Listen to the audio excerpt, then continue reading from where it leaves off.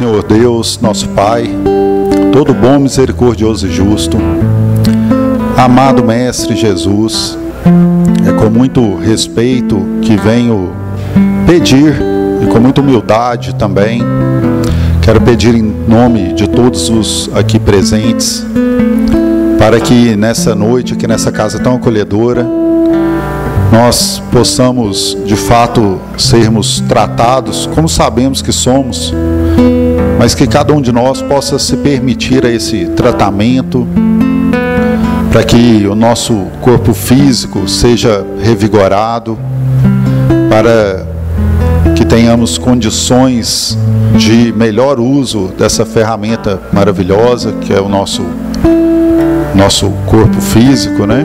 E que dentro de cada desafio, dentro de cada oportunidade do nosso dia a dia, diante da nossa cruz, que a gente possa manter a disciplina e que possamos também, dentro de nossa necessidade, de nosso merecimento, sermos intuídos, sermos banhados por toda boa vibração que a espiritualidade nos fornece, essa vibração e essa energia que tanto nos favorece, que possamos ter essa conexão, exercitar essa conexão com o divino, com o que é bom, com o que é belo, e que essa serenidade possa se manter por todos os nossos dias, os nossos momentos, principalmente os mais difíceis, nos quais a nossa tendência é de perda do controle. Então, finalizo o meu pedido e agradeço fortemente por essa casa tão acolhedora e por todo o trabalho extremamente amoroso que a espiritualidade nos dedica. Que assim seja. Boa noite a todos. É com muita alegria e sob a égide do nosso Mestre Jesus que estamos iniciando nossas atividades de hoje. Sejam bem-vindos ao Núcleo Espírita Nosso Lar para mais uma noite de estudos. Nossas palestras são inspiradas no livro Vinha de Luz, e o assunto de hoje é relativo ao capítulo 135, cujo título é Paz, e que está na carta de Paulo aos Efésios, capítulo 6, versículo 4. Nossas palestras estão disponibilizadas no nosso canal do YouTube, Núcleo Espírita Nosso Lar. Inscreva-se e ative o sininho para ser notificado de novas postagens. E para falar sobre o tema Paz, é com muita alegria que convidamos agora a nossa amiga Thelma Silveira, que é palestrante espírita e colaboradora aqui no Núcleo Espírita Nosso Lar. Seja bem-vinda, Thelma. Boa noite.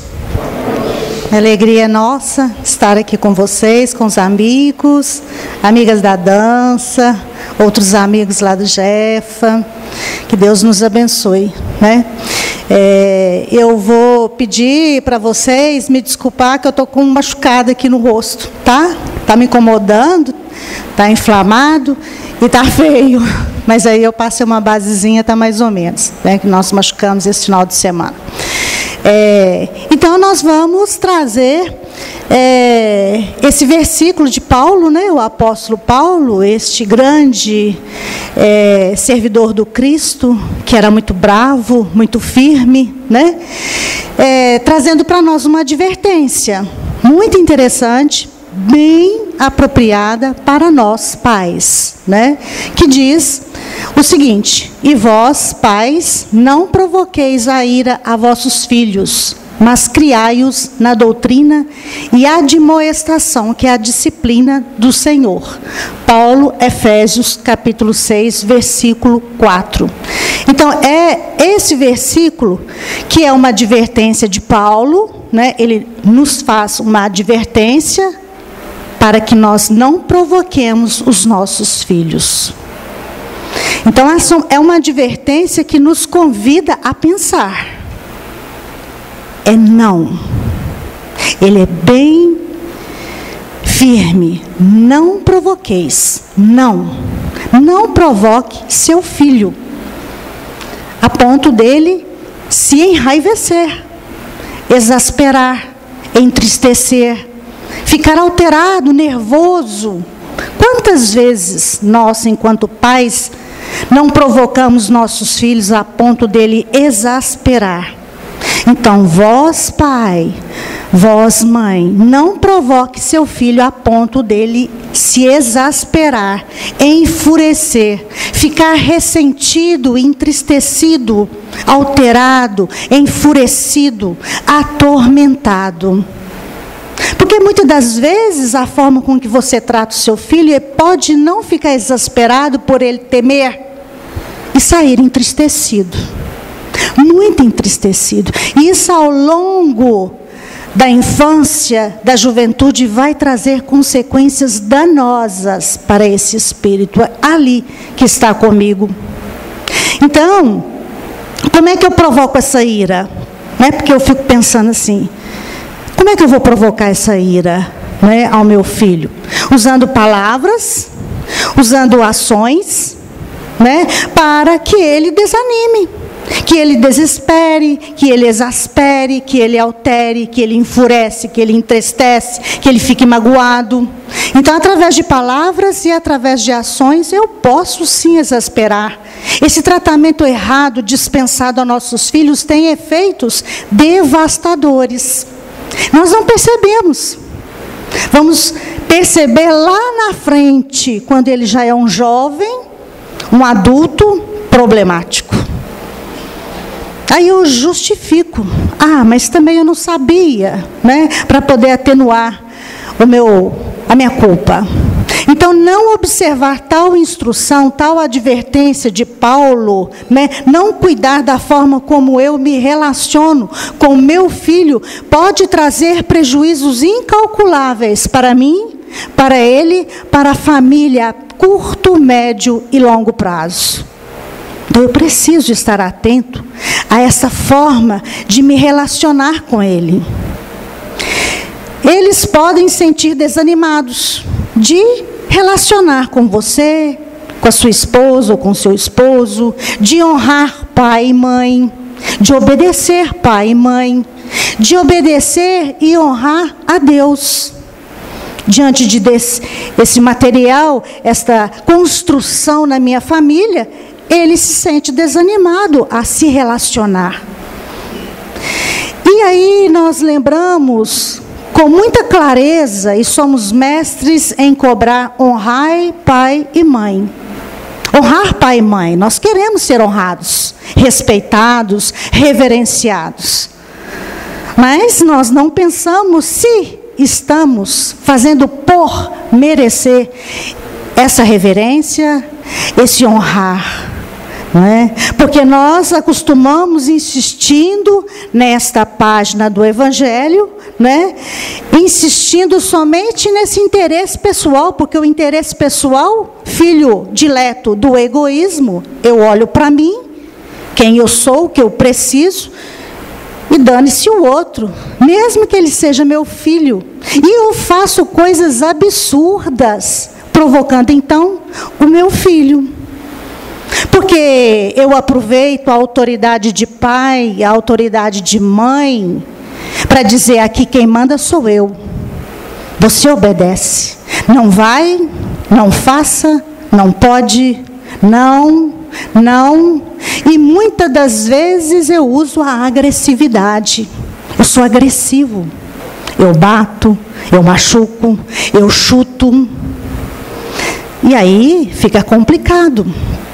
E com tudo isso, as nossas crianças vão crescendo entristecidas, ressentidas, magoadas, rebeldes, agitadas, problemáticas em casa e na escola. E aí eu não sei o que fazer. O problema é da escola. Manda para terapia, manda para a escola de futebol, manda para o inglês. Eu quero esse filho longe. Eu não dou conta de lidar com ele. Eu não percebo que a forma com que eu me relaciono com ele, estou deixando ele amargurado, ressentido, magoado. E aí esse filho vai crescendo dessa forma até que ele se torna um jovem e um adulto ressentido, magoado e cheio de traumas. E eu me deparo com meu jovem traumático, bastante traumático. Difícil, rebelde. E ele carrega ali no seu coração severas críticas pelo pai e pela mãe, para piorar a situação, porque ele não dá conta. Foi o que ele recebeu, então ele vai carregando essa crítica severa pelo pai e pela mãe, ficando, né, de costas para este pai, ficando de costas para essa mãe, sem conexão com os dois sistemas, ou com um, se a crítica é maior pela mãe, com o sistema da mãe, se é com o pai, com o sistema do pai, e aí nasce todo o problema para aquela família, para aquele ser que posteriormente vai formar sua família. Com certeza. Ele não aceita a sua história de vida. De costa para pai e para mãe não tem como ter abundância na saúde, na vida financeira, nas relações. Não tem. Tem que estar de frente para pai e mãe, tem que tomar amor de pai e de mãe. É difícil. Se eu fui áspero, agressivo, severo com ele, como é que esse adulto vai lidar com tudo isso? A maioria não consegue lidar. É por isso que ele busca o caminho das drogas, das bebidas, como fuga, porque ele não quer enxergar a situação da casa dele. E é por isso que nós estamos vendo muitos jovens na drogatização e na bebida, ou no sexo desregrado, ou mesmo querendo formar sua família com o primeiro que aparece porque quer se livrar da família de origem. Bagunça total, não é verdade? Não vai resolver o problema. Eu preciso estar inteiro para a minha vida da forma com que ela foi. Para que haja prosperidade, abundância, para que haja nas relações, aprofundamento e durabilidade. Não há aprofundamento nas relações, elas são superficiais. E nós não estamos dando conta de mantermos nos casamentos. Não estamos dando conta. E os mais jovens, está pior. Troca de parceiro infinitas vezes. Frustrados, solitários, amargurados, porque lá na infância, pai e mãe provocou-os, não criou-os na doutrina e na disciplina do Senhor. Então, meus irmãos, esse jovem, que já está nessa idade de buscar um namoro, depois um casamento, se ele conseguir, porque às vezes ele tem carência afetiva, ele quer companhia, ele vai querer formar sua família. Aí o que acontece com os casamentos? Esse adulto tem carência de mãe, vai querer do cônjuge amor incondicional de mãe. Ela pode dar? Não pode. A esposa vai querer o amor incondicional de pai. Ele vai conseguir esse amor? Não, não vai. Esse adulto traumático, amargurado, vai tornar a relação adoecida, amargurada. Os cônjuges não vão dar conta. Quando tem um mais maduro, pode ser que ele consiga, nessas relações mais duráveis e ajudar aquela alma a resolver os seus problemas. Então, o que nós temos que fazer depois que passou a infância e somos adultos e carregamos traumas, dores, críticas, severas ou não, pelo pai e pela mãe? Eu vou me tratar. O que me faltou? Eu vou me dar. Faltou amor? Eu vou me dar amor. Certo? Então eu vou buscar um bom terapeuta e fazer terapia.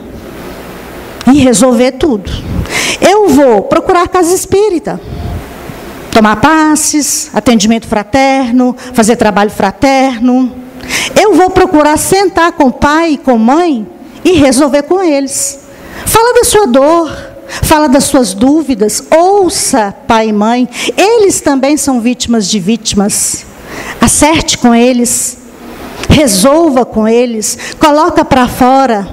E segue a sua vida. Você vai ver que a experiência deles foi mais dolorosa que a sua. Não justifica, tudo bem, mas eu preciso quebrar esse padrão repetitivo de gerações traumáticas e relações superficiais. Eu preciso quebrar esse padrão repetitivo. Eu tenho esse poder. Porque eu tenho a ferramenta do espiritismo, eu tenho a ferramenta da terapia, eu tenho a ferramenta da constelação, eu tenho várias ferramentas.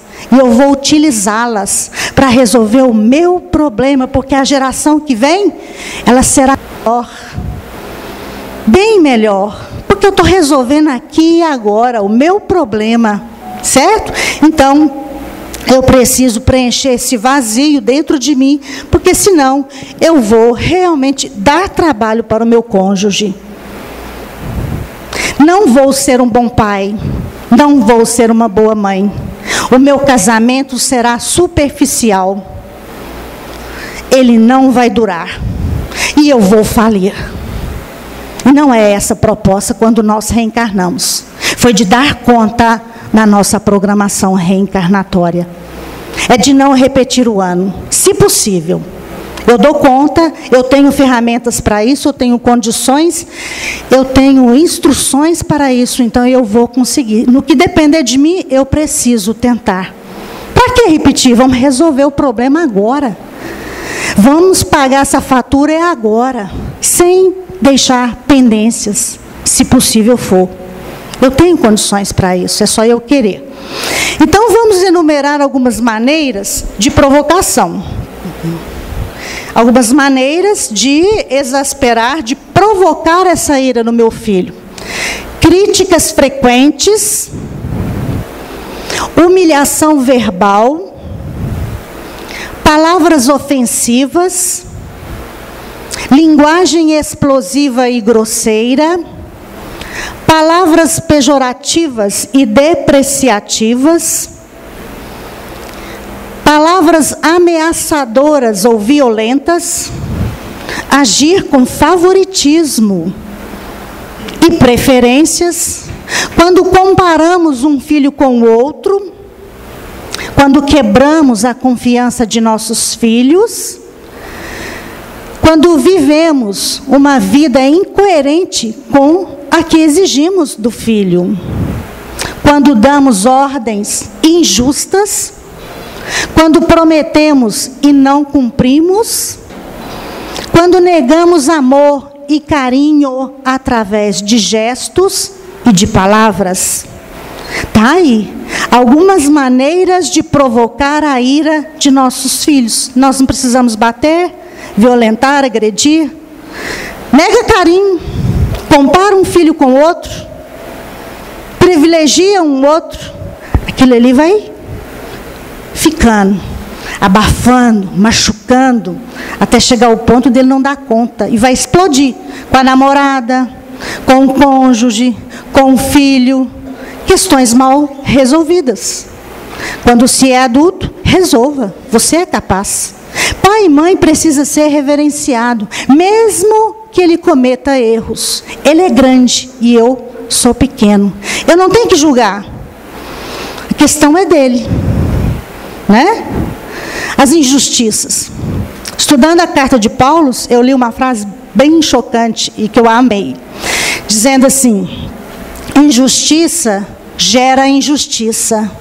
Injustiça cura injustiça. A primeira é a que você aplica, pratica. A segunda é a que você sofre. Não é bacana? Ninguém vai cometendo injustiças aí por aí sem depois ter que reparar, não. Mas na hora de reparar, na hora de colher, a gente chora, não chora? Mas na hora de semear, de ser injusto, é muito tranquilo para nós, né? Pimenta no olho do outro é refresco para mim. Então pense bem, nós estamos querendo colher sem semear. Nós estamos semeando sem querer colher. Então é muito grave o que nós estamos fazendo exatamente com aquele piquetito que veio ficar conosco, para dar amor, para orientar. Bom, e aí, deixa eu voltar lá na segunda parte do versículo, que é um convite, né? Primeiro ele adverte, não provoque. Nós passamos para vocês como provocaríamos essa ira. E na segunda ele vem, mas criai-os na doutrina e admoestação do Senhor. Então ele adverte e nos orienta, nos instrui. Como é que eu vou criar esse ser? Na doutrina e disciplina do Senhor. Ele não está dizendo que a gente não deve educar. Sim, você vai educar, você vai criar, mas na doutrina e admoestação do Senhor, na disciplina do Senhor, que é a advertência leve, benévola, onde você aconselha. É diferente de agredir, de gritar, como nós enumeramos anteriormente, as várias maneiras de provocar a ira de nossos filhos. Ele nos convida, nos instrui a advertir com leveza, com benevolência, aconselhando aquele ser, não é? Como seria então essa advertência? Como eu vou dirigir a palavra, evitando a crítica, evitando a barreira, evitando a fúria? Primeira coisa que nós devemos pensar: quando eu ver o meu filho agindo como não deve, e eu quero educar, eu quero advertir, né, e com leveza, eu vou primeiro repreender aquele comportamento. Repreender o comportamento. O filho vai entender, ele está se comportando. Não é gritar com aquele filho, é sentar com amorosidade com aquele filho e repreender aquele comportamento. Não foi isso que Jesus fez com a mulher na praça, a mulher adúltera? Ele sempre nos diz, vai, não peques mais. Ele não repreende o pecador, porque ele não quer a morte do pecador, ele quer a morte do pecado. Nós não queremos que aquele filho, né, tenha aquele comportamento, nós queremos reeducá-lo para ele não ter aquele comportamento, mas eu não posso matar o meu filho. Então eu devo fazer um combinado com ele, né? A turminha de hoje entende isso muito bem. Nós estamos numa fase difícil, onde os filhos não podem ficar muito nas telas, não é verdade? Está certo? Tudo negociado. Ó, tanto tempo. Mais um pouquinho, papai. Só mais 5 minutos. E reloginho ali, ó. Eu tenho neto, eu já vejo meu filho fazendo isso. Só mais 5 minutos, Dante. Ah, papai, combinado é combinado. Ele entende. E vai feliz para o quartinho dele, fazer as coisas que ele precisa. Então eu tenho que fazer esses combinados para que ele entenda, para que ele esteja aberto e tocado, pois aquele pai, aquela mãe, são as figuras centrais na vida dele. Ele precisa amar aquele pai, ele precisa amar aquela mãe, ele precisa sentir seguro, amado, querido, porque são as figuras centrais na vida dele. Então são combinados. Repreender comportamentos com amorosidade e com autoridade. Pai e mãe precisa ter autoridade. Então você não vai dizer, não pode beber Coca-Cola, e você está lá enchendo na Coca-Cola. Não pode comer doce, você está lá entrando no doce. Como é que você vai educar seu filho? Né? E outras coisas mais. Nós sabemos que durante a infância o espírito é mais acessível aos conselhos recebidos. Então temos que aproveitar de 0 aos 7 anos, né, instruir, porque ele tem uma abertura maior. Ele está ali totalmente aberto para sentir esses ensinos, esses incentivos, corrigindo defeitos. Ele pode sim ter defeitos, né? Ele pode sim ter tendências morais, né, inerentes da experiência dele, porque é um espírito milenar. Ele não está tão adiantado assim, mas que você poderá sensivelmente modificar pela influência, pelo exemplo que você for dando para ele. E ele vai crescendo, ele vai mudando, né, modificando. E aí assim nós vamos fazendo para que esse filho não fique assim tão rebelde. Aí na leitura, Emmanuel, né, traz para nós com muita sabedoria que assumir compromissos, ele discorre na paternidade e na maternidade, constitui engrandecimento do espírito. Sempre que um homem e uma mulher compreendam o caráter divino, né, a partir daí, infelizmente, o planeta ainda não apresenta enorme porcentagem de criaturas mal avisadas relativamente a esses sublimes atributos. Está lá na página do livro Vinha de Luz. Então, Emmanuel discorre para nós. Então, o que acontece? Já sabendo, né, desses compromissos, a maioria de nós vai reencarnar com uma proposta de formar uma família, vai ser pai, vai ser mãe, né? Alguns não, mas aí são propostas diferentes, às vezes até mais importantes, né? Ele sabendo disso, nós sabendo disso, né, estando criando um filho, nós temos que pensar nisso. E aí eu preciso, desde cedo, preparar aquele filho para formar a sua família no futuro. Como é que eu preparo esse filho para as sagradas funções da maternidade e da paternidade? Desde criança, elas devem sentir a alegria, né? Aquela coisa gostosa, de responsabilidade também, e de grandeza também, para essa tarefa da maternidade e da paternidade. A criança já vai sentindo isso. No período infantil, isso deve ser mostrado primordialmente pelo exemplo dos pais, a vida intensa em família. Vida intensa em família. A participação conjunta de adultos e de crianças, às vezes até para resolver alguns problemas. Deixa ele participar do cotidiano. Agora, pai e mãe também têm que estar inteiros naquela convivência familiar. Sempre se dedicando. Hoje em dia não existe mais, né? O homem não é só mais o provedor. O homem é provedor e tem algumas funções em casa. A mulher já sai para trabalhar e ajudar a prover a família e participa também. Então, os dois juntos participam desta programação, não é? Então, não é só mais uma função de um e nem uma função de outro. Certo? Tudo isso necessariamente fará com que essas crianças sejam bons futuros pais, porque eles vão tomar gosto, eles vão sentir vontade de formar sua família, né? Ai, que delícia, como é bom ser pai, ter família, né? Formar a minha família, é tão bom ter família, eu quero isso, né? Para mim também, com meus filhos. Então, ele pode sentir vontade de formar a sua família, porque ele tem segurança, tem alegria na alma dele, tem vontade, tem desejo.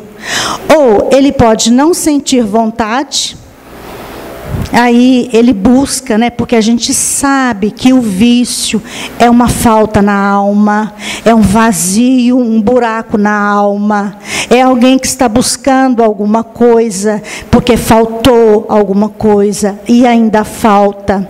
Aí ele vai beber, ele vai usar drogas, ele vai abusar do sexo e tantas outras formas de se viciar para esquecer. Porque nada mais isso. Eu esqueço, eu viajo, eu sonho, eu não penso em nada, eu não vejo, mas eu deixo para depois. Quando eu não sei, agora dizem que a gente reencarna várias vezes, vou deixar para a próxima. Para quê? Para que repetir de ano? Para que refazer? Outras propostas, outras experiências para outras vidas, por isso eu preciso dar conta do que hoje eu programei para mim mesmo. Ou de repente, para me livrar da minha família, às vezes eu não tenho, né, interesse em me drogar, né, em nenhum tipo de vício, eu vou casar com o primeiro que aparecer. Apressadamente, sem fazer a escolha certa. E aí as relações também não dão certas, né? Eu preciso pensar, escolher, sentir aquela coisa gostosa, enamorar, me preparar para este momento, sem pressa. Mas tem que ser gostoso ficar lá em casa. Tem que ser prazeroso ficar na minha casa. Eu gosto de voltar para ela. Eu não vou ficar lá com meu namorado por tempo indeterminado. Porque os casais não estão deixando nada para depois. Eles querem viver tudo agora, não é?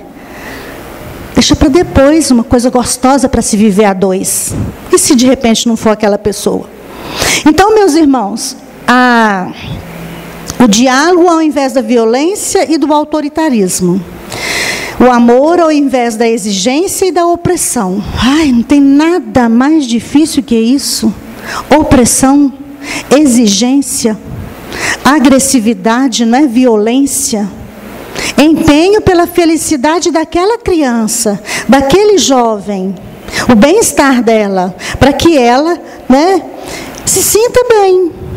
Nada de indiferença, porque às vezes as pessoas, os pais, nem são tão agressivos, mas são frios, indiferentes. Não abraçam, não elogiam, não olham no olho, não tem interesse. A criança sente. Então eu preciso, né, me esforçar. E aí Emmanuel continua discorrendo para nós que os pais do mundo, admitidos às Assembleias de Jesus, precisam compreender a complexidade e grandeza do trabalho que ele assiste. Fala que os filhos são obras preciosas, que o Senhor lhes confia, né? Tanto é que Santo Agostinho, lá no Evangelho segundo o Espiritismo, traz para nós a orientação, né, de tão sagrado que é. Santo Agostinho, no Evangelho segundo o Espiritismo, capítulo 14. Ó espíritas, compreendei hoje o grande papel da humanidade. Compreendei que quando produzis um corpo, a alma que nele se encarna vem do espaço para progredir. Sabei vossos deveres e colocai todo o vosso amor em aproximar essa alma de Deus. É a missão que vos está confiada e da qual recebereis a recompensa, se a cumprirdes fielmente. Vossos cuidados, a educação que lhe derdes, ajudarão seu aperfeiçoamento e seu bem-estar no futuro. Evangelho segundo o Espiritismo. Então, Santo Agostinho nos alerta sobre essa importância. Nós devemos pensar sobre isso. Pai e mãe, pergunte para você mesmo. Quem já é pai, quem já é mãe, quem ainda não é, já começa a refletir. Que fizeste? Continua Santo Agostinho, lá na página. Nós não colocamos para não ficar extenso. Que fizeste do filho que eu confiei? Deus perguntando. Imagine Deus perguntando para você. Que fizeste do filho confiado à vossa guarda? Que pai ou mãe ficará bem ao ver seu filho entre os sofredores? Imagina um filho que desencarna drogado. Um filho que tira sua própria vida. Um filho que se perde. Qual pai, qual mãe vai ter paz, sabendo que o seu filho está numa situação difícil? Não tem como.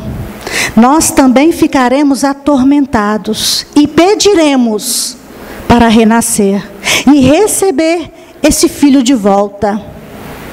Ah, meus irmãos, porque o remorso e a culpa nos religa a essas almas. Não tem nada mais certo. Sentimentos que nos religam às almas. Remorso e culpa é o recomeço de algo que eu não fiz direito. É reprovação, é repetição.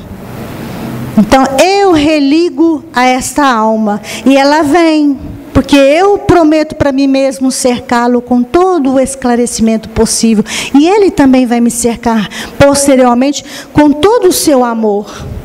Devemos evitar, né, quando nós não fazemos direito, nós nos sentimos culpados. E o remorso e a culpa nos liga às almas. Eu quero novas experiências. A família é universal. Então eu devo resolver aqui e agora com este ser e dar o melhor para ele se desenvolver e prosperar e ter vida em abundância, porque foi o Cristo que falou: eu vim para que tenham vida em abundância. Então, que tenhamos essa vida em abundância, só a gente fazer a nossa parte, né? Então, esses sentimentos nos religam às almas para os compromissos futuros e os ajustes necessários.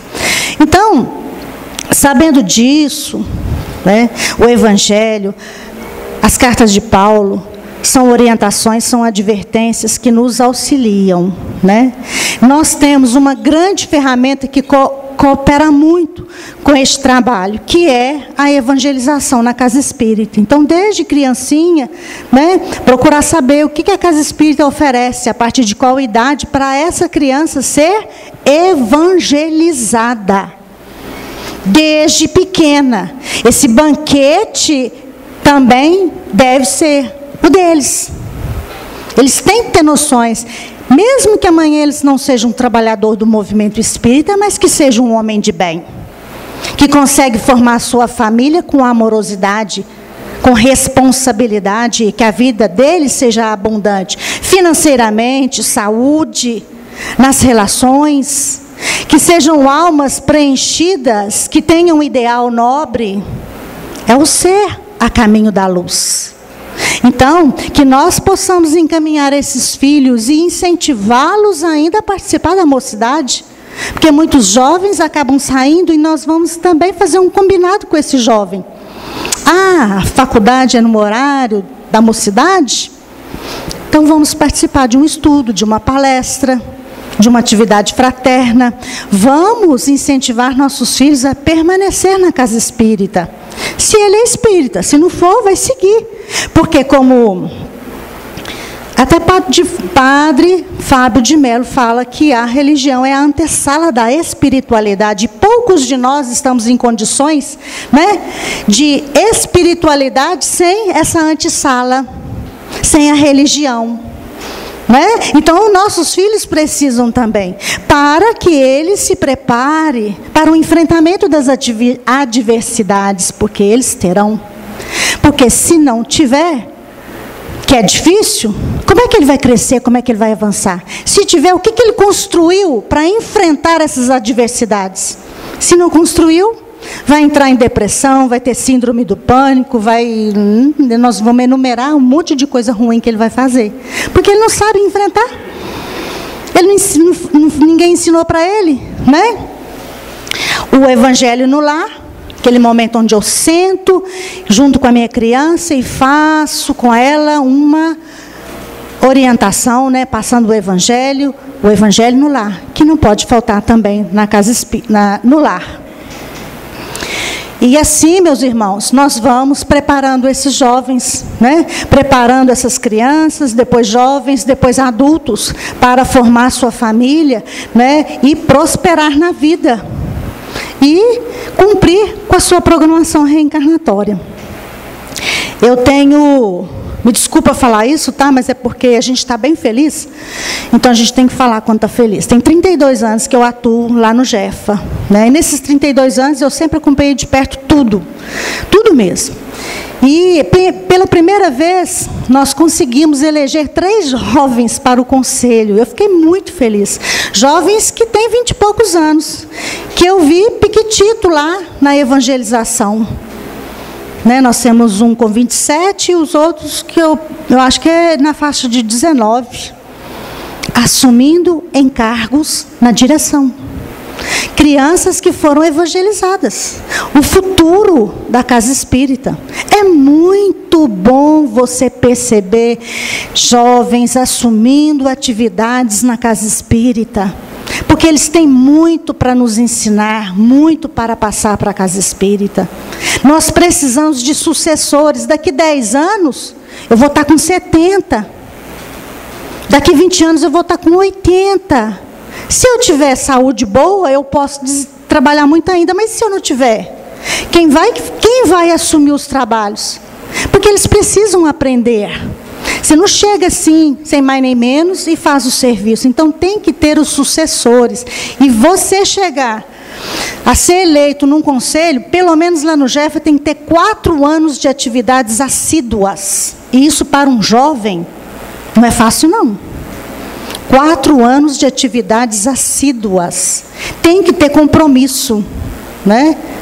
Então, nós ficamos muito felizes ao receber esses jovens que foram evangelizados. Um passou pela mocidade, 2 está lá na mocidade, assumiram campanha do quilo, estão assumindo secretaria, tesouraria e patrimônio. Então, assim, não é um conselheiro simplesmente, ele tem encargos. Pode ser difícil? Pode, mas nós vamos dar conta. Porque os mais velhos precisam preparar os mais novos. Porque senão, eu vou desencarnar e eu tenho, mas quem está lá fazendo todo aquele trabalho que você fez com dedicação, reconheço, ou não, né? Mas se reconhecer, não preparou ninguém. A casa espírita fechou, o Jefa fechou, por falta de trabalhador. Volta lá, faz o seu serviço, mas estimula, orienta, ensina os outros. Porque eu falo muito, depois da pandemia, a Casa Espírita recebe assim, inúmeras pessoas. Quem vai à Casa Espírita, igual a Sandra Biramar foi no domingo passado, ela falou, eu não conheço ninguém. Cadê o povo antigo? Quero abraçar todos eles. O Sr. Smith estava adoentado, a Dona Cecília também não está dando conta de muita coisa, o Geraldo estava com as dificuldades dele. Eu falei assim, Sandra, essa turma aí, é turma nova. Agora, se a gente dependesse, né, o Sr. Smith com muito carinho, Dona Célia, Sr. Aguinaldo, Dona Ercília, Silvia, que não faz parte, Foram pessoas que deram pontapé inicial para o trabalho que eu comecei há 32 anos atrás. Então, tem que haver sucessores. E esses jovens têm que ser percebidos, têm que ser estimulados e têm que ser lançados. O pai e a mãe e nós, que estamos à frente dos trabalhos, né? Porque faz parte. Aí nós teremos um mundo melhor, famílias mais saudáveis, relacionamentos mais duráveis, né? Mais aprofundados, onde as pessoas conversem coisas profundas, e não futilidades. Porque aí a família não cresce. A família cresce e enriquece com trocas. Onde eu falo assim, pai, eu não gostei dessa postura sua. Você falou comigo que eu podia falar a verdade, eu estou falando, eu não gostei. E o pai tem que ter humildade. Tem que ter humildade para ouvir aquela crítica do filho, não é porque ele é menor, não. Só temos que encontrar a melhor maneira de abordar, não é? Sempre com muito respeito e amorosidade, para que ele que está recebendo aquela pontuação reflita e possa fazer melhor. É assim que a família vai se desenvolvendo, crescendo e avançando, e vai ser assim, um sucesso. Prosperidade, abundância, alegria, né? É muito bom. Então, essa advertência de Paulo, com a orientação seguinte, né, é muito válida para nós. Vocês viram que nós ficamos neste versículo. O Evangelho é riquíssimo. E como diz Alcione, nós precisamos, depois de interpretar as 70 formas de interpretação, né, de cada versículo, e vivenciar, essa é a proposta final. Imagine, você ler um versículo e fazer a interpretação 70 vezes, para entender e depois praticar aquilo ali. Por isso que nós precisamos de milênios, mas nós chegaremos lá. Hã?